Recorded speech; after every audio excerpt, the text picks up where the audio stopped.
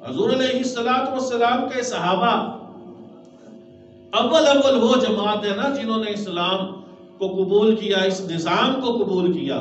تو آپ کیا سمجھتے ہیں کہ وہ سارے صحابہ چند ایک کو چھوڑ کے کیا وہ شراب نوشی نہ کرتے تھے؟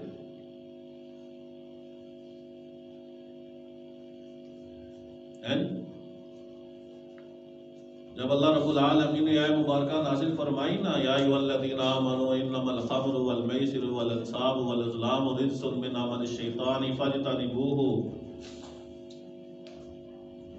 کہ جوا، چھٹا، یہ جو پانسے پھینکتے ہو، شراب ہو، جناب یہ ساری سود، یہ سارے فرمائے یہ تمہارے لیے حرام ہے، یہ شیطانی اعمال ہے،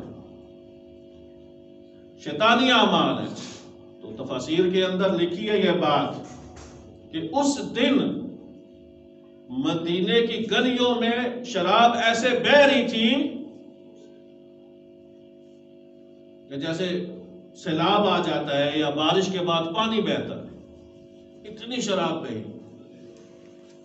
آج کل کا مدینہ نہیں، آج تو بہت بڑا ہے نا، اس میں چھوٹا سا ہوتا تھا تو گلیاں کتنی ہوں گی، لیکن جتنی تھیں.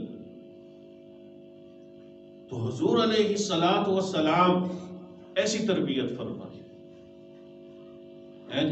آپ اس وقت کے امام تھے نا جی، امام ہوتا ہی وہ ہے کہ ایسی تربیت فرمائی. پہلے فرمایا یا ایھا الذین آمنوا لا تقربوا الصلاۃ وانتم سکارا، نشے کی حالت میں جو ہے نا نماز کے قریب نہیں آنا، باقی کسی ٹائم تم نشہ کر سکتے. پہلے فرمان یہ تھا. جب اس پہ پکے ہو گئے صحابہ، اس پہ پکے ہو گئے. علامہ اقبال سے کسی نے پوچھا کہ امام کون ہوتا ہے جی؟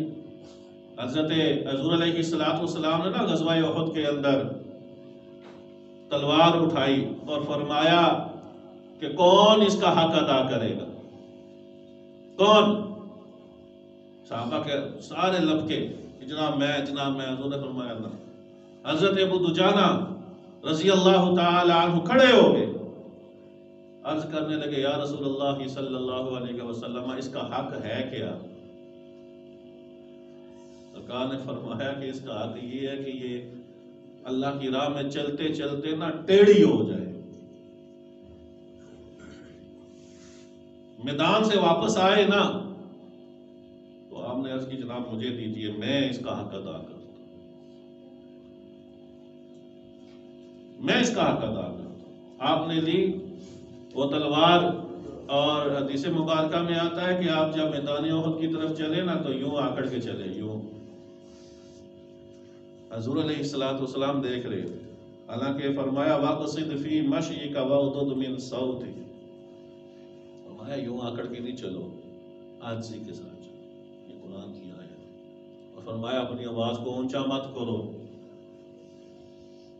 آواز کو پست کرو، آرام سے بات کرو. لیکن اللہ رب العالمین کو یہ چال پسند نہیں ہے. حضور علیہ السلام نے دیکھا نا تو فرمایا کہ اللہ کو یہ چال پسند نہیں ہے مگر اس جگہ،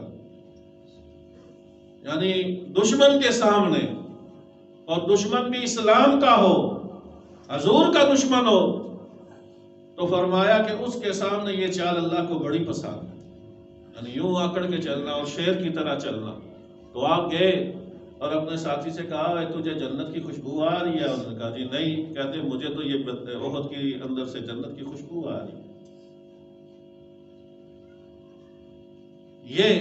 یہ کس کا کام ہے؟ یہ امام برحق کا کام. علامہ کہتے ہیں تو نے پوچھی ہے مجھ سے حقیقت امامت کی، حق میری طرح تجھے صاحب اسرار کرے. ہے جی، ہے وہی تیرے زمانے کا امام برحق جو تجھے حاضر و موجود سے بیزار کرے. امام کا یہ کام ہے. ائمہ صحابہ کے بعد اور تابعین تبع تابعین وہاں تک بات تھی، اس کے بعد مجھے کوئی نہیں نظر آیا. چیتا بندے. فرمایا دکھا کر موت کے آئینے میں تجھے رخ دوست، زندگی تیرے لیے اور بھی دشوار کرے. بتایا حضور علیہ السلام نے کہ اوے ادھر مرو گے نا تو وہاں اللہ سے ملاقات ہو، اللہ سے